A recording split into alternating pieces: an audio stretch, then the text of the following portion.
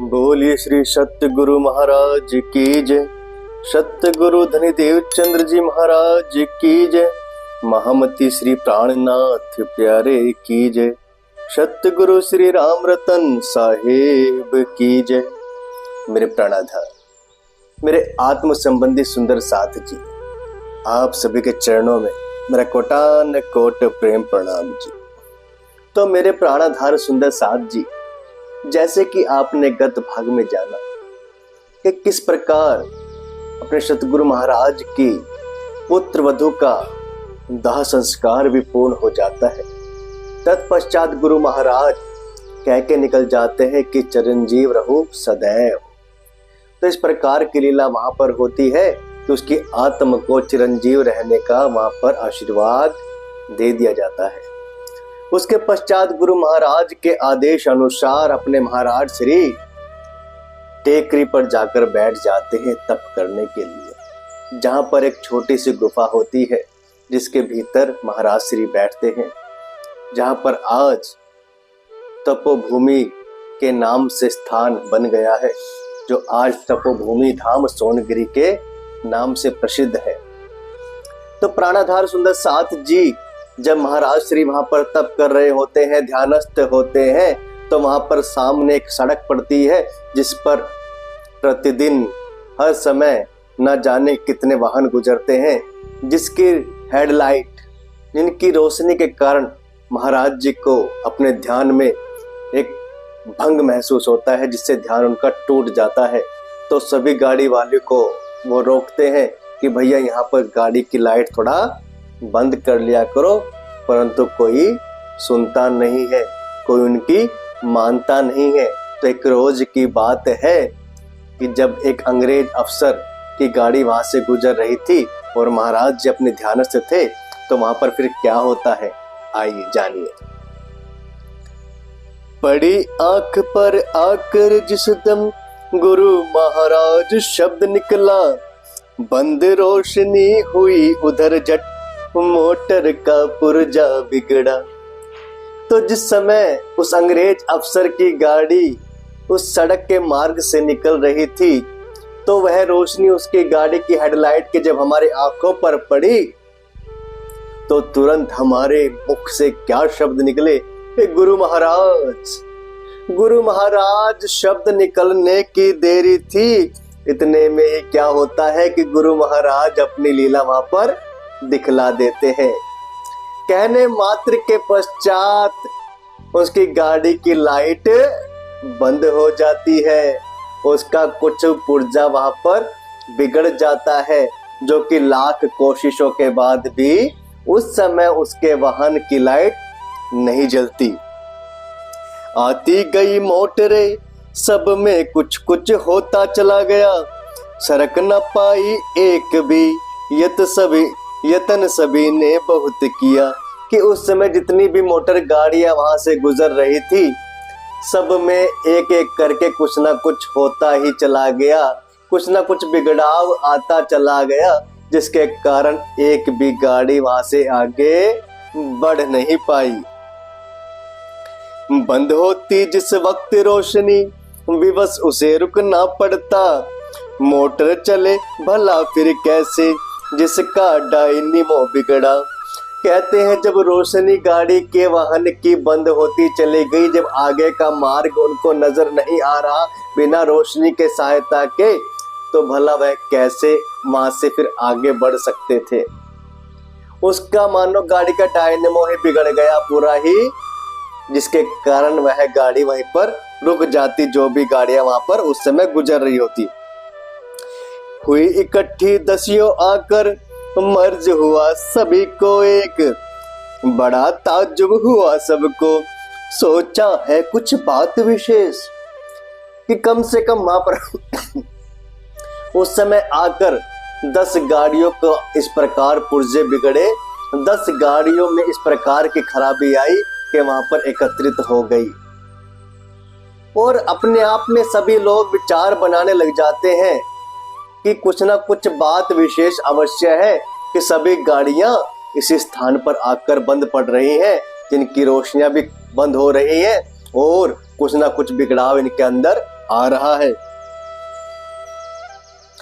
कुछ रोजाना आते जाते एक चालक बोला उनसे, मुझे रोग आ गया समझ में एक महात्मा सामने से।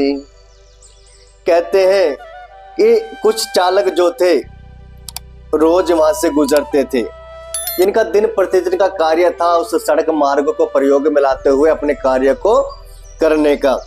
तो उनमें से एक चालक बोला कि मुझे इस जो भी यह कार्य हो रहा है, सबकी गाड़ियां यहाँ पर बंद पड़ रही हैं, इसका मुझे रोग समझ में आ गया। इसका रोग है कि सामने एक महात्मा जी बैठे हैं, बहुत बार रोका है उसने चलो रोशनी बंद करके, पर हमने नहीं सुनी उनकी, यह लीला है उन्हीं के। कहते कि उन महात्मा ने हमें बहुत बार, अनेकों बार मना किया कि भैया यहाँ से जब भी गुजरो तो कृपा करो कुछ देर के लिए अपनी गाड़ी की लाइट बंद कर दो, परंतु हमने उनकी ना सुनी ना मानी। आज जो यह हो रहा है कि सबकी गाड़ियां बंद पड़ रही है, यह अवश्य ही उन्हीं की लीला है। जो अंग्रेज प्रथम आया था सभी कार पर थे उसकी, जुटे ठीक करने को उसको, लेकिन जब यह बात सुनी कि सर्वप्रथम जिस अंग्रेज अफसर की गाड़ी वहां पर खराब होकर रुक गई थी, सभी जितनी 10 गाड़ियां वहां पर खड़ी हुई थी, तो सभी लोग एकत्रित होकर सर्वप्रथम उस अंग्रेज अफसर की ही गाड़ी ठीक करने में लगे हुए थे। परंतु जब यह बात उस अंग्रेज अफसर के कर्णों में पड़ती है तो अंग्रेज क्या कहते हैं अफसर, बोल पड़े एक साथ और भी, रोका भी था हमको, गौर न की लेकिन हमने कुछ, बस लीला उन्हीं की। कहते हैं कि जो साथ में और भी चालक थे गाड़ियों के, वो भी फिर बोल पड़ते हैं कि भैया ये तो हमारे साथ भी घटना घटी है कि हमको भी इन्होंने कई बार रोका है, परंतु हमने इनकी एक बात नहीं मानी, और ये अवश्य ही लीला उन्हीं की है। आए इकट्ठे होकर हम तक, महाराज जी क्षमा करो, जानबूझकर गलती की है, इस गलती को माफ करो।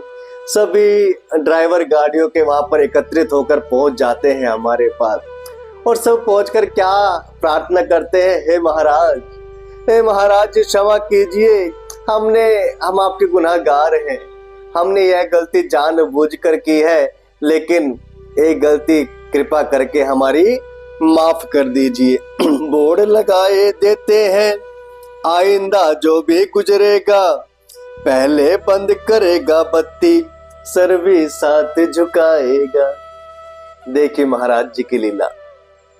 जो गाड़ी के ड्राइवर वहां पर गाड़ी की रोशनी बंद करने को तैयार नहीं थे, एक दिन गुरु महाराज का शब्द नाम केवल मुख से क्या निकला कि 10 गाड़ी वहां पर आकर बंद पड़ गई, और सब एकत्रित होकर हमारे पास आते हैं, और सर्वप्रथम अंग्रेज अफसर कहता है कि महाराज हमें क्षमा कर दीजिए, यह गलती जानबूझकर की गई है, हम मानते हैं, परंतु हम फिर भी प्रार्थना कर रहे हैं कि हमें आप माफ कर दीजिए, आगे ऐसी गलती कभी नहीं होगी।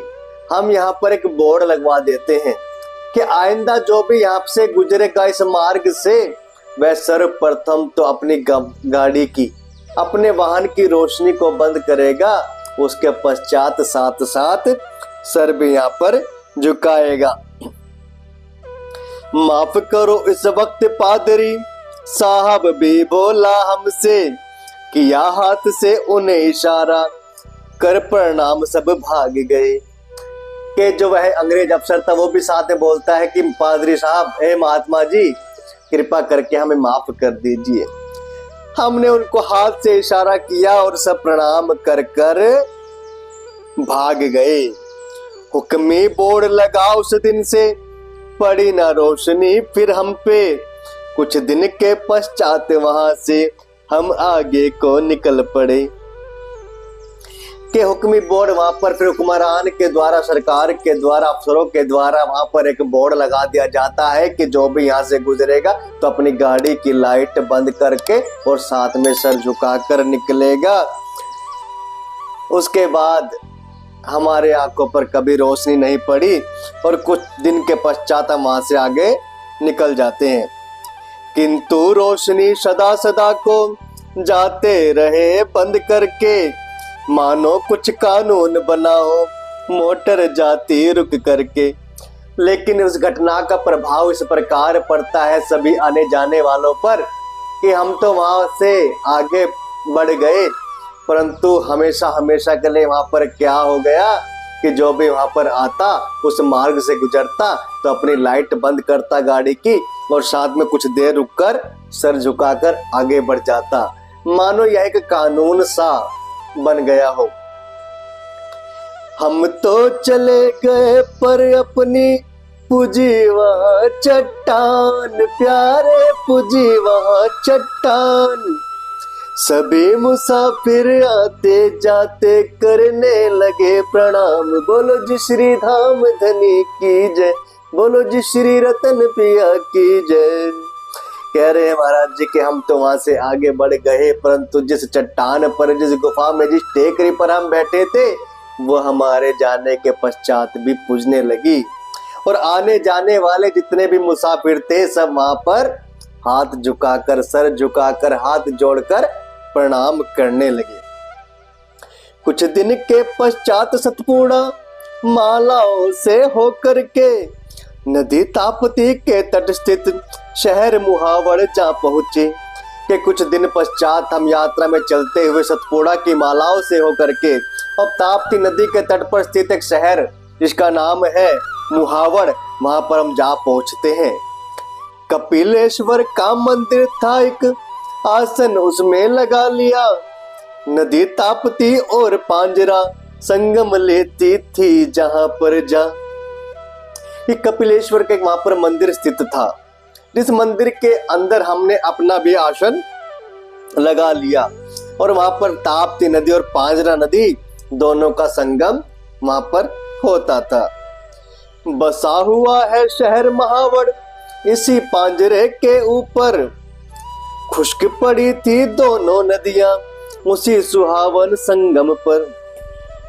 क्या कि मुहावड़ जो शहर है वह इसी पांजरा नदी के ऊपर बसा हुआ था, लेकिन पूरी नदी, दोनों की दोनों नदियां ताप्ती और पांजर दोनों खुश्क पड़ी हुई थी, यानी सूखी पड़ी हुई थी, इतने सुहाने संगम होने के बावजूद भी। आने जाने लगे लोग भी हमको पड़ा हुआ पाकर, कि हमने जैसे ही वहां पर स्थान ग्रहण किया, अपना आसन ग्रहण किया, तो हमारे पास कुछ गांव के लोग आने जाने लगते हैं। पात्रों में पिचकी सी लुटिया आसन को पृथ्वी माता, बक बक रहती थी अपनी बकते जो भी मन आता। कि हमारे बर्तनों के रूप में हमारे पास एक टूटी फूटी पिचकी हुई सी लुटिया थी और आसन के लिए हमारी धरती माता थी। हमारे पास कोई विशेष आसन नहीं था, हम धरती पे ही अपना आसन लगा लेते थे और हमारे मुख से बक बक, हमारी वाणी से कुछ ना कुछ निकलता रहता, जो भी हमारे मन में आता वह हम स्पष्ट रूप से बोल देते। हालत अर्ध पागलों जैसी, दाढ़ी मूछ केश सब एक, गुथ आपस में उलझ रहे सब, हो रहे थे सब एकम एक। की हालत भी हमारी पागलों जैसी नजर आ रही थी सभी को, और दाढ़ी मूछ केश मानो बाल हमारे सब एक जैसे लग रहे हैं, आपस में गूंथ कर सब उलझ रहे हैं, मानो सब एक ही हो गए। हालत फिरते लिए अटपटी, कुछ का कुछ भौंके जाते, लोग अवस्था देख हमारी पागल हमें समझ जाते। हमारी हालत इस प्रकार की थी और हम अपनी अटपटी हालत के होते हुए कुछ से कुछ वहां पर बकते जाते थे, और इस प्रकार की हमारी अवस्था को देखकर लोग हमें सोचते थे कि भैया तो कोई पागल है। बातों में थी पूर्ण सत्यता, जो कहते वह हो जाता, थे स्थित गुरुदेव हृदय में, सिर्फ सत्य यो होता। लोग हमें पागल तो समझते थे, परंतु जो भी वाक्य हम मुख से निकालते वह बात सत्य भी साबित हो जाती थी। क्यों? क्योंकि हमारे हृदय के भीतर हमारे गुरु महाराज बसते थे। सिर्फ यही कारण था कि मुख हमारा होता था लेकिन वाणी गुरु महाराज की होती थी, जिसके कारण सारे शब्द सत्य साबित हो जाते थे। बैठे जहां वहीं बैठे हैं, चिंता का कुछ नाम नहीं, पावन दर्शन होते रहते, 8 पहर जो के त्यों ही। कि हम जिस जगह पर विराजमान हो गए हम वहीं पर बैठे रहते, हमारे माथे पर शिकन नहीं, कोई चिंता नाम नहीं, और 8 पहर हमारे हृदय में बसे गुरु महाराज के दर्शन हमें होते रहते। हम जहाँ भी रहते वहीं हमें उनके दर्शन होते रहते। जो बोला वह मैं नहीं बोला, अंदर वे बोला करते, वचन श्री मुख के होते, निज मुख से निकला करते। कि जो भी वाक्य मुख से निकलता वो मैं नहीं बोलता, वो मेरे गुरु महाराज बोलते थे। महाराज जी यहाँ पर स्पष्ट कर रहे हैं कि हमारा सिर्फ मुख होता था, लेकिन मुख मंडल से हमारे निकल रहे हैं, लेकिन श्रीमुख की वाणी किसकी है? अपने सतगुरु महाराज श्री राज नारायण जी की। थे निमित्त से केवल हम तो, थे सतगुरु करता धरता, अपना चोला तो केवल बस फिरता था धक्के खाता। क्या हम तो मात्र एक निमित्त थे, एक माध्यम थे, और यह कार्य जो भी हो रहा है इस सब के करता धरता कौन थे? अपने श्री सतगुरु महाराज। अपना तो चोला था, केवल एक मात्र शरीर था जो केवल धक्के खाता फिर रहा था। कुछ दिन ठहरे हम संगम पर, आने लगे शहर के व्यक्ति, गाड़ी छुटा करती थी अपने बक बक की हर वक्त। कि हम संगम पर कुछ दिन के लिए ठहर जाते हैं तो गांव के व्यक्ति हमारे पास आने लगते हैं और हमारे मुख से कुछ ना कुछ बातें निकलती रहती थी। ना तो ज्ञान चर्चा कह सकते, ना कोई भक्ति पक्ष की बात, गहरे में उतरे रहते हम, विषय छिड़ा रहता अज्ञात। कि इस प्रकार की बातें हमारे मुख से निकलती कि ना तो हम इसको वाणी चर्चा कह सकते हैं, ना किसी भक्ति पक्ष की बात कह सकते हैं, लेकिन हाँ इस बातों में इतनी गहराई थी जिनका विषय इतना गहरा था, अज्ञात था, जो छिड़ा रहता परंतु किसी का ज्ञात नहीं होता कि चीज क्या है। लोग समझ नहीं पाते उसको, लक्ष्य ना कर सकते संकेत, पर जाने क्यों आ करके करने लगे अपने से ही। कि हमारी जो बातें हैं, हमारे जो वाक्य मुख से निकल रहे हैं वो इतने गहन हैं, इतने गहरे हैं, इतने अज्ञात हैं, लोगों की बुद्धि से परे हैं, लोग समझ नहीं पाते, परंतु फिर भी एक भी बार ऐसा संकेत नहीं करते कि हमें समझ नहीं आ रहा। लोग आते हमारे पास और हमसे एक अलग ही लगाव करने लग जाते हैं। थे प्रतिष्ठित व्यक्ति शहर के, आने लगे हमारे पास, जाने क्या देखा अपने में, कैसे हुआ इन्हें विश्वास। कि गांव के जो प्रतिष्ठित व्यक्ति थे वो भी हमारे पास आने लगे और हमें यह कभी अंदाजा नहीं हुआ कि उन्होंने हमारे भीतर ऐसा क्या देख लिया कि जिसके कारण वो हम पर अटूट विश्वास करने लगे। सर्वश्रेष्ठ एक व्यक्ति मुड़ावद, जिसको सब पटेल कहते, अपने बारे में सुन सुनकर एक दिन थे वे भी आन पहुंचे। कि सर्वश्रेष्ठ व्यक्ति वहां का जो था उस गांव का, जिसको पटेल नाम से सब पुकारते थे, एक रोज क्या होता है कि हमारे बारे में सुन सुनकर वो भी हमारे पास पहुंच जाते हैं। उन्हीं दिनों 14 के मेले में भरने का दिन भी था, सदा पांजरा की रेती में यह मेला भरता आया था।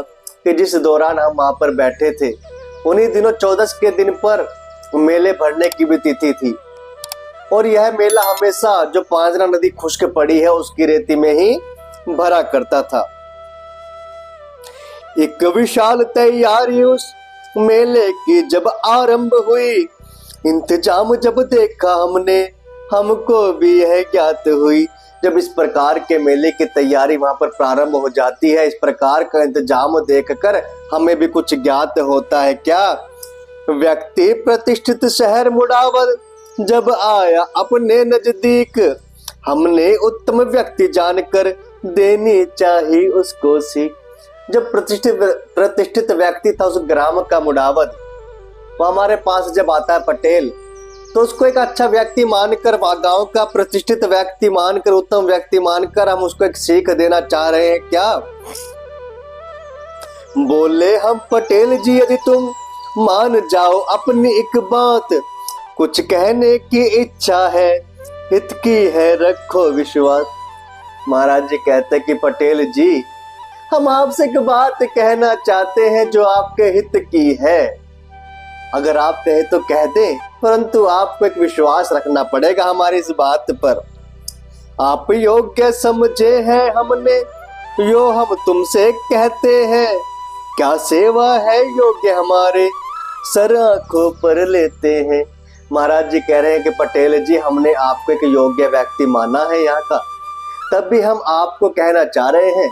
तो पटेल जी सामने से उत्तर देते हैं, जी महाराज बताइए आप क्या सेवा हमें कराना चाहते हैं, हमारे सर आंखों पर है आपकी बातें।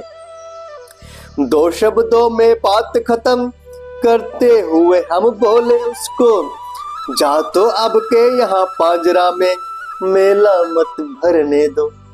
हमने ज्यादा लंबी चौड़ी बात ना कहते हुए उस व्यक्ति को बोलते हैं कि पटेल जी हम केवल दो शब्दों में अपनी बात को खत्म करेंगे और सिर्फ आपसे एक बात कहना चाहते हैं कि अगर हो सके तो इस बार पांजरा के इस तट पर, इस नदी में संगम पर, रेती पर मेला मत भरने दो, अन्य कहीं भरवा दे चाहे। सुनकर के पटेल बोला, महाराज क्या बतलाए है सदा यही भरता आया। हमने कहा चाहे कहीं पर भी भरवा दो, परंतु उस स्थान पर मत भरवाइए। परंतु पटेल कहते हैं कि महाराज हम क्या करें, सदा सर्वदा से जब से मेले की यहाँ पर प्रक्रिया शुरू हुई है, इस स्थान पर मेला भरता है, तो आज हम यहाँ से कैसे स्थान परिवर्तन कर दें। यही एक स्थान नियत है, इसका हटना मुश्किल है।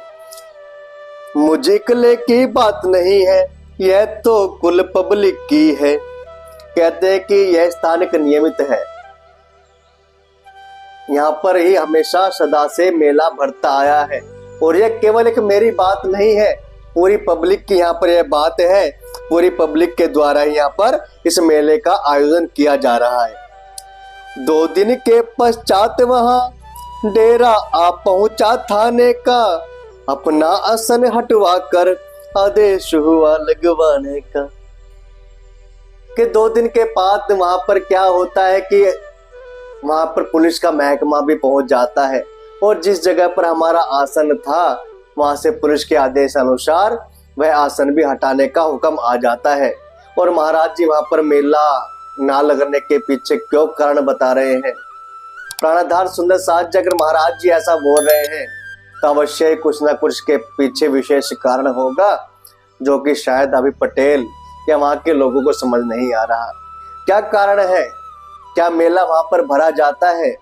अगर भरता है तो स्थान पर फिर क्या होता है? जानने के लिए प्राणधार सुंदर साथ जी देखेगा अगला भाग। तब तक के लिए आप सभी के चरणों में मेरा कोटान कोट प्रेम प्रणाम जी।